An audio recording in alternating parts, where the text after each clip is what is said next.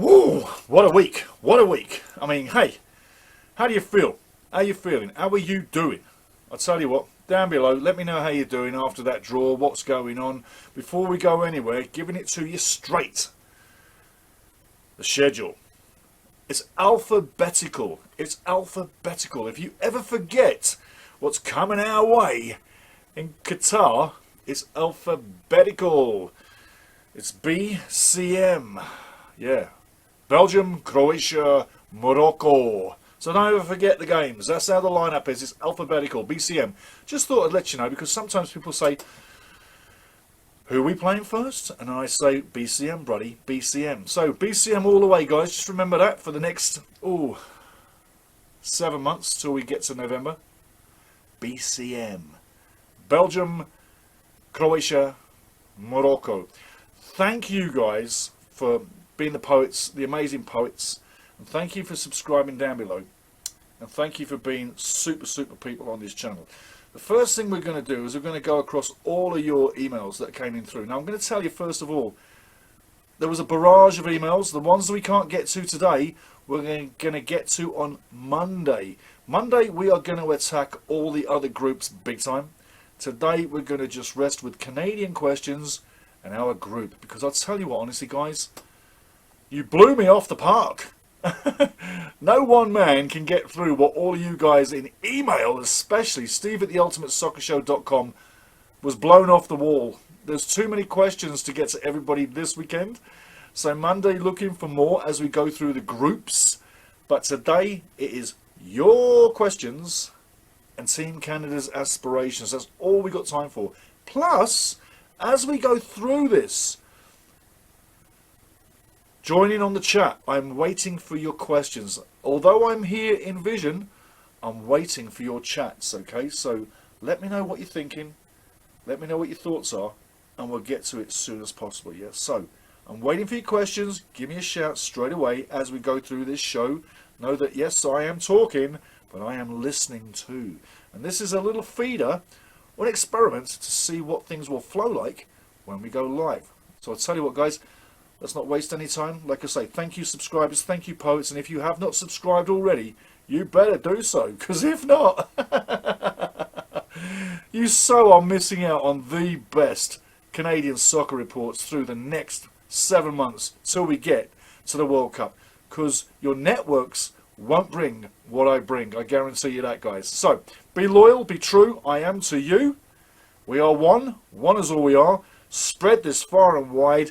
And now, let's get into your questions. And the first one comes into, as I read, this is Super Strike 9. My question is, what CONCACAF team got the best draw? Personally, I think the USA, Canada, Mexico, and Costa Rica, if they beat New Zealand, got the best draws in that order. So USA got the best draw, not by much, over Canada, and Costa Rica got the worst if they make it. I say, bang on the money, Super Strike 9. I see it in that order.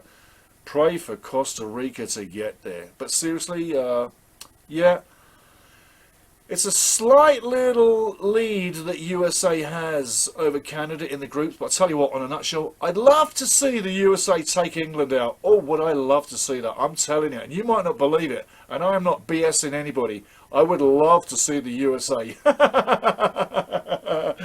take out UK's England. Oh, would I love it. Oh, I'd love it. You might think I'm mad, but I'm not. I would love to see that. I'm CONCACAF. I sound like a European, but I'm North American, people. Come on. 10-4? Relate to me? Yeah. So, Super Strike 9, that is beauty. I tell you what, I love that one. Trouty McTrout.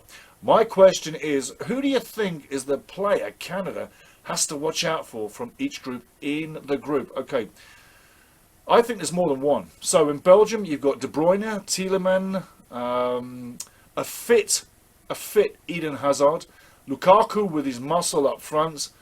And also I've got to say, this is the moment for Belgium, the golden era. This is the moment for the golden era of Belgium to either shine or fail again. You see, Coach Martinez And it's amazing talent with Belgium. They've promised so much over the last few years. They've never delivered. What makes you and me and the rest of the world think that they're going to deliver now in the Qatari sun? Remember, it's not the game you got to worry about. It's all through the week as people are working and working through the week. And that Qatari sun, like the Saudi sun, like Jordan, like Kuwait, like Iraq, Iran, all over the Middle East, where this guy's been, that sun drains you as soon as you get out of bed. When you walk out of your room and you go into the canteen, you literally sweat a bucket before you get to the canteen to eat your breakfast. You think I'm kidding? I'm not. I've been there. I used to literally have a t-shirt full of sweaty pits, sweat down the middle, sweat down my back, and you know what? I used to love it, because when you got inside a building that wet with the fans, it was like air conditioning. I'm telling you, these European teams are going to flake and fake in the sun. They're going to find a tough time living out there. It's climatic what wins a World Cup. Register what I just said. It is climatic what wins a World Cup. Research all the World Cups over time and see who won what World Cup in what part of the world. Enough said. So for Belgium, it's De Bruyne, Tielemans, a fit Eden Hazard, and Lukaku muscle up front.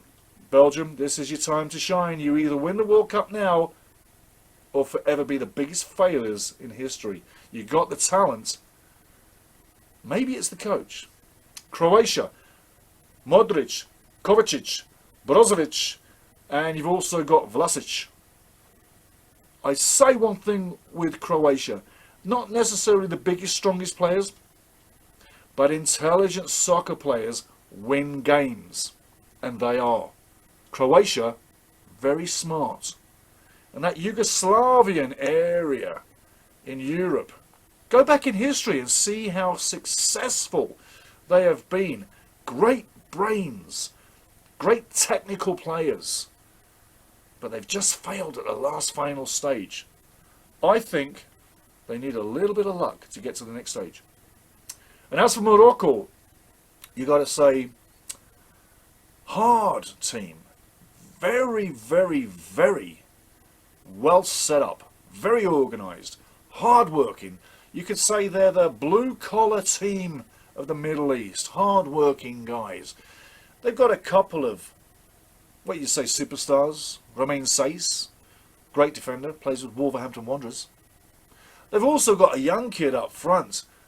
And I tell you what, Azzedine Ounahi, he might well make a name for himself, get a big contract, and then go nowhere with it. But he'll make his money if he has a good World Cup.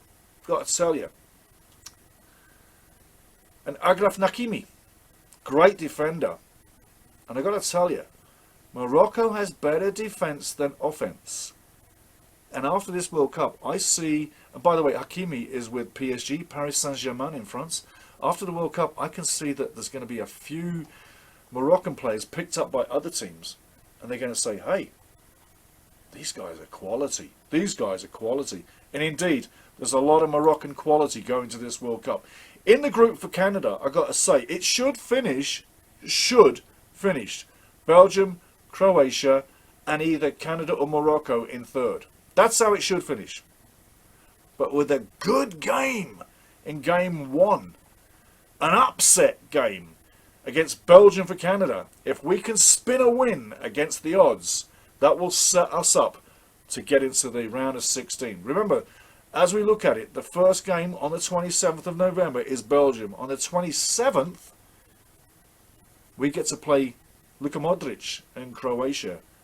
And on December 1st, we go up against Romain Saiss, the big captain with Morocco and Morocco. So looking at it as it is, face value, we got the tough, the medium, and then the easier game.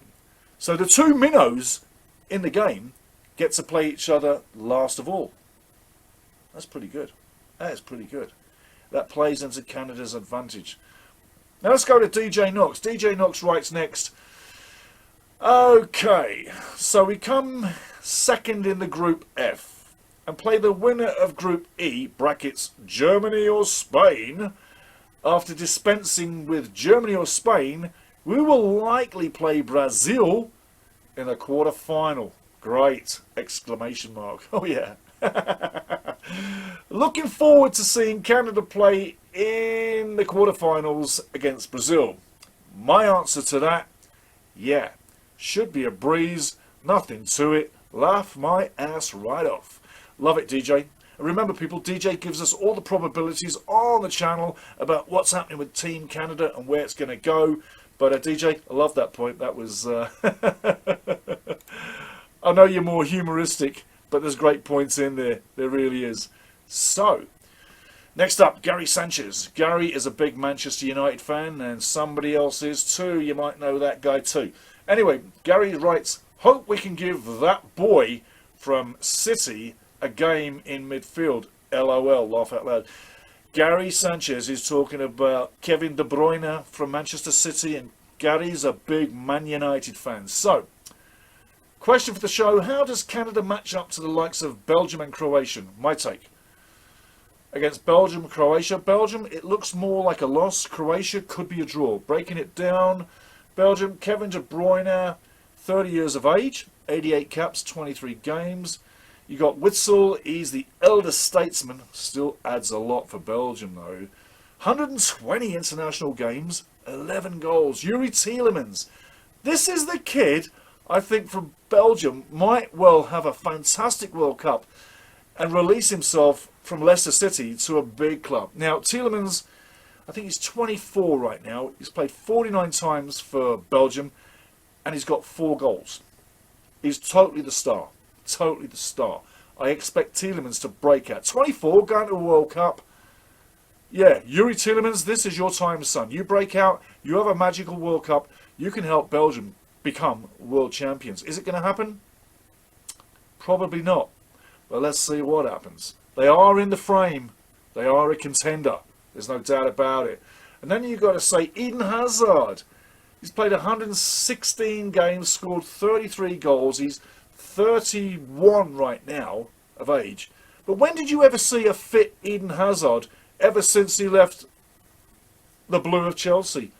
I don't think it's possible. I think he's been a big failure in many ways since he left Chelsea. He may have well have stayed there. Anywho, he is the captain of Belgium. A fit Eden Hazard could help Belgium become world champions. It's not mythical. It's practical to think that Belgium are in the top three clubs at World Cup. And finally, Croatia, Croatia, you got Luka Modric, you got Mateo Kovacic, Chelsea. You've also got people like Brozovic at Internazionale. I think that Nikola Vlasic is also a big player for Croatia. If they all hit the game running, brilliant. The one thing against Croatia that I have is that there's a few of those guys reaching a little bit of elder statesman in their time. And I think youth and skinny players, remember this now, youth, skinny players are going to really make a difference. You got a lot of heavy Europeans and heavy South Americans. And when you get to the South Americans and the Europeans, when they go to the Middle East, they don't normally do too well. It's like South Americans going to Europe, doesn't normally do well in a World Cup, and Europeans going to South America, that doesn't do too well in a World Cup either. Check the stats. Check World Cups where it's been in South America and a European has won it. And check the stats when it's been in Europe, a World Cup, and a South American has won it. Check that. That tells you everything. It tells you everything. Finally, Morocco, like I say, Romain Saiz, Azadane Ounahi, Tariq Tizozati, and you've also got to say Achraf Hakimi with PSG. Big player. Tunisia is going to be tough to break down defensively. That's what I'm saying. It doesn't mean they're going to go out easy. It doesn't mean they're going to advance. But whoever takes on Tunisia is going to have a tough time breaking them down. They've got solid defence, but they do not have solid offence. And I've got to say, The only thing they've got up front, really, is Azadine Unami, who could make it happen. And he's done it before, 4-2, but I say this much. It looks like Belgium, Croatia, Canada, and then Morocco in the group. Canada needs to upset either or Belgium or Croatia, because they are guaranteeing that they can get points with the game against Tunisia, as is Tunisia. Okay, it's that simple. Now, moving along, Graham Costigan Cripps for the show question: is it realistic to see Canada get out of the group and reach the final 16, or is it just showing up is good enough? Well, I say this: yes, it is realistic to get out of the group and reach the round of 16. It is. A win against Morocco, a draw against Croatia, and a loss versus Belgium will give us 4 points. That's what we're looking for. If we can clinch second, beauty. But we've got to be realistic. We've got to be realistic. So, that's what I'm saying. A win against Morocco, a draw versus Croatia, and a loss versus Belgium. All results are possible. They are possible. We need luck with the injuries and the cards. We need to get great team defending. That's one of the things. And finishing in front of goal. So defending as a team. Not your back four, not your back three, but the whole team. That starts with David and Larin up front, all the way to Vittorio and possibly Doniel Henry or Miller in the middle. Everybody's got to defend as a team to keep us in the game, to give us a chance of getting the results in every 90 minutes plus in the first 3. It's that simple. Being at the World Cup, the last phase of the question from Graham, being at the World Cup is definitely not just showing up or good enough. It's bragging rights. It's bragging rights. You see little Brexy? Hey Brexy, you okay buddy? My little kitty had to come in and check out the show. That's why we had a little bit of a break. So you go down, Brex. We'll catch you later. We'll catch you later. You betcha, buddy. You betcha. Okay. But being at the World Cup is definitely not just good enough for showing up. You're either good enough or you're not. Now, Canada's definitely good enough. And I tell you what, if you think it's just good enough at being at the Cup, the World Cup, just ask Italy and Sweden how they feel right now. Oh, we're in the top 32 in the world, man. Graham, great question. I thank you for that. But no, it is not just good enough at being in the World Cup. You've got to be good, or you should have been good. Next question, Jaden Roblox. Jaden playing Roblox. Jaden, do you think Canada is going to win the World Cup? Question. Answer, no, but it would be a huge giant killing feat. It's like David and Goliath for 7 games in total to win the World Cup. You cannot play 7 games, David and Goliath, and keep all your energy and make it to the next round and the next round and the next round. That's like a miracle in the sand. We can get out of the group, I'm sure of that, but actually getting to the World Cup final, I tell you, that's going to take something magical. Next one, Ken Tabata. I'm thinking neutralising Kevin De Bruyne will be one of the keys. I was thinking of friendlies and who has a similar world-class central attacking midfielder, and I came up with Luka Modric. Hilarious. We play Croatia too. Maybe we do something crazy, like have a man to mark and shadow these guys the entire game. Maybe Richie Larea. I say, definitely man marking, man Deckung, as the Germans would say. Alistair Johnson. Speed and fitness, youth, and all what you need to neutralise the playmaker. Alistair Johnson is the guy to take out Modric, is the guy to take out De Bruyne. Keep Ricky Larea and Sami Adekube wide as our defenders. Vittorio and Miller in the mid of defence. That's what I say. Question, what other team could we play in a friendly that has a classic dominant midfield playmaker? I say this, recently we played twice against Mexico. Hector Herrera, he gives us that experience. We did 1-1 in the Azteca and we took them 2-1 in Commonwealth Stadium, Edmonton. I say we played that game. We know what we're doing. We've had the experience. And Mexico ranks quite high too. So I say we've played that. And maybe we should scrap the Nations League in favour of playing good friendlies instead. Great points, Kenny Tabata. Yeah, get rid of the Nations League. I've totally had enough of it. I think it's garbage. I think it is just a waste of time. We got World Cup qualifiers, we got Gold Cup, and in and around that, we always had friendly games. This is murdering the players. They don't need to play 60 million games a year. FIFA, UEFA, you're blowing your minds out. CONMEBOL, CONCACAF, CAF, OFC, AFC, all of you. You're blowing your minds out. Leave the players alone. Give them some rest time. Really. Raging Demon. Steve, I love your positivity behind the drawing. Good luck to Canada and please represent CONCACAF proudly. Raging Demon writes, question for the show. Belgium has been ranked top 3 for years now.